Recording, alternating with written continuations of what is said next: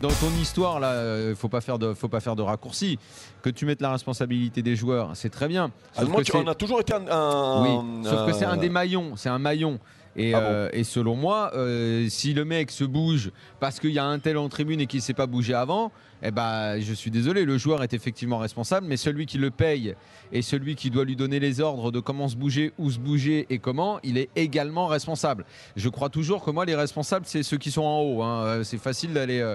Après, évidemment que chacun doit être face à sa responsabilité aussi sur le terrain, évidemment, mais c'est une cascade de responsabilités. Dans le jeu, pendant très longtemps, ils étaient dominateurs et ils ont eu, à défaut d'avoir des occasions nettes, ce qu'on peut appeler des occasions, c'est savoir la frappe dans le cadre et le gardien fin d'arrêt, ils ont eu énormément de situations. Soit des balles de compte, soit des bonnes balles à jouer aux abords de la surface de réparation qu'ils ont mal négociées. Notamment parce que même si c'est l'un des meilleurs joueurs de l'équipe, il attire énormément de ballons à lui, Alessandrini, mais il fait énormément de mauvais choix. On voit que ce gars a une technique au-dessus, il a une frappe de balle, et je pense qu'il croit trop, il a raison de croire, il a raison de croire que sa frappe de balle est très bonne parce qu'elle l'est, mais il mise trop dessus. Il a trop envie de faire et finalement il surjoue sans arrêt. Et il fait beaucoup de mauvais choix, beaucoup trop de touches de balle avant de prendre la décision.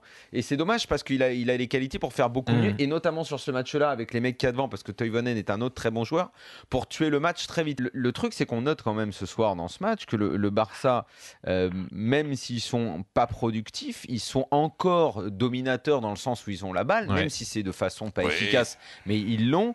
Mais ce qui fait la différence nette avec quand ça marchait mieux, c'est je pense simplement que Messi n'est pas à son niveau. Parce que Messi n'étant plus là pour faire les bonnes passes, pour conclure les actions, bref, pour être celui qui allume la flamme, qui fait la différence, parce que les autres, ils sont bonifiés par Messi. Et c'est là qu'on se rend compte que tous ceux qui pendant des années disent attention, pour moi c'est des joueurs fabuleux, Iniesta et Xavi, il n'y a pas de problème avec ça.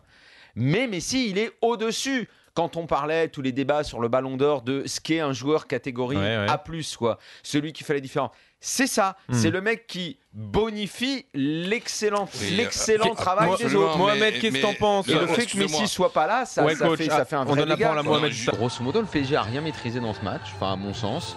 Ils n'ont pas bien joué non plus. On est très loin du PSG de la première partie de saison.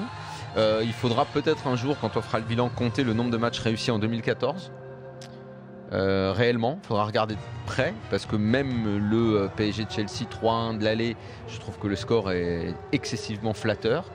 Il y a beaucoup de questions à se poser pour la suite, parce que c'est bien beau, oui c'est vrai, c'est des étapes, tu gagnes un titre et c'est vrai que c'est pas banalisé un titre, c'est une ligne de plus, mais quand on a l'ambition qu'a ce club-là, faudra déjà penser à la saison prochaine, parce qu'il faut toujours anticiper. En 2014, j'ai pas souvenir d'un match réussi par le PSG, moi. Jamais je cautionnerai la violence physique des supporters ou leur communiquer, ils vous disent on va aller les buter à la boulangerie ou ce genre de choses-là. Ça non.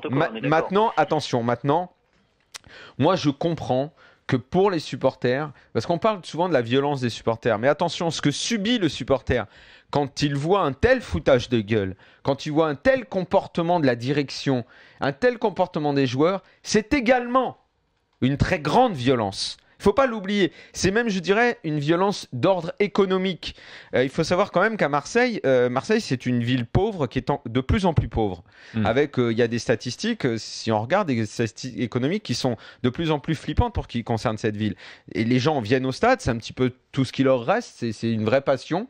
Et prendre ce qu'ils prennent dans la gueule maintenant depuis trop longtemps, c'est une réelle violence pour eux. Alors, ne répondre à cette violence par une autre, non évidemment, non, jamais. Okay, maintenant, non, mais bien sûr que non, Patrick, je l'ai dit juste avant, tu l'as peut-être pas entendu, mais je le répète encore une fois. Maintenant, l'expression dans le stade, des sifflets, des banderoles, les demandes de démission et tout, mais ça, je comprends. Ils ont le droit d'être en colère et de manifester au moins par la voix. René Girard est un digne descendant de Georges Boulogne, d'Aimé Jacquet, de la tradition française finalement. Il ne faut pas se leurrer. Un jour, il faudra quand même expliquer ce qu'est la tradition historique des formateurs français et des entraîneurs français. C'est pas le beau jeu.